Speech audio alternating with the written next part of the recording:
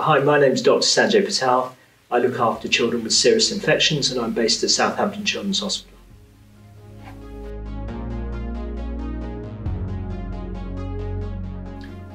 Hi Kelly, that's a really good question and it's one that lots of people have thought about. As you can imagine, we're trying everything in society to reduce the spread of COVID, and over the past few weeks there have been increasing cases to the point that we've reintroduced lockdown as of the 5th of November. The role of schools in the pandemic and transmission of COVID is far less than other places such as shops, restaurants and bars. When we have looked through all of the data since the start of the pandemic, we know that children are far less likely to be infected with COVID and far less likely to transmit it than adults.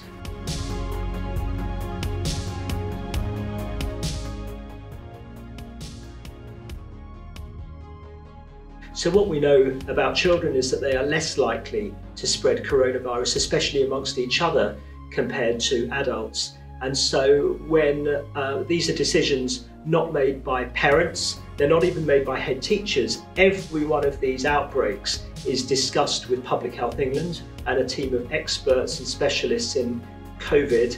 And they, based on how old the child was, how close the contacts were, whether social distancing was possible or not, what the ventilation in the classroom was like, and a number of other factors make those decisions. So I know to parents it can seem a bit random, but a huge amount of thought goes into each and every one of those decisions, because we really don't want to close bubbles and shut down year groups and shut down schools if they don't need to be. I know that we already at schools wash hands and, well, stay in bubbles 2 meters from each other. But is there anything else we can do to stop the spread of COVID?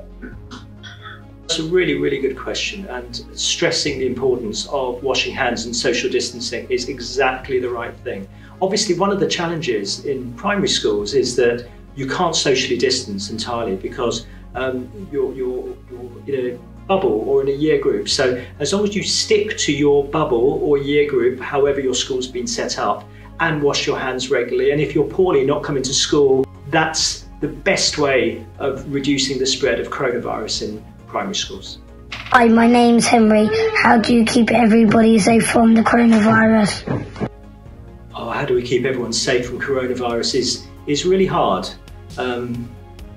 We know that some people have got really poorly from coronavirus, but it's not children that are getting poorly. So our job is to try and stop the spread of coronavirus to people that will get poorly if they get infected. So we have to really follow the rules, and if you see people that aren't following the rules, just say to them, why not? You know, we have to, your parents need to be wearing face coverings when they're going into shops and stuff like that. People, you've got to be washing your hands regularly. That's what we need to do to stop people getting poorly. Hi, I'm Harry. I have the asthma. Will it affect me if I get the coronavirus? Oh, Harry, that's a really good question. And the good news is you're not likely to get poorly, even if you get coronavirus, even as you have asthma, because we have looked after loads of children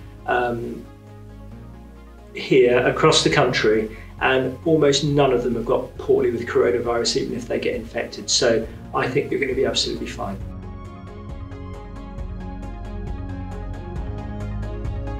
You know that your school looks so different now than it did a few months ago, and that's because your teachers have worked so hard to make sure that you're all washing your hands, that that you're in a bubble, and that anyone that's poorly is not coming into school, and all of those things are going to totally protect you and mean that it's really unlikely there's going to be lots of coronavirus in your school. And more importantly, even if you were to get coronavirus, you're really not going to get poorly with it.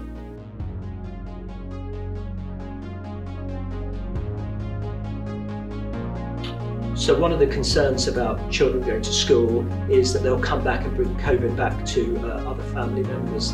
And the good news is that there isn't much transmission, especially in primary school children, of coronavirus. I think that the same rules apply to older children as they do for all other members of society. We really have to do the basics properly, which is social distancing and hand hygiene. And so even when your children are in school, we have to try and maintain, you know, in the playground, don't just stand right next to each other and talk into each other's faces. If you're having to be within 1.5 meters or 2 meters of each other, wear a face covering, wash hands, don't keep touching your face. All of those basics are really what's going to make a difference in your child's risk of getting infected and thus bringing it home.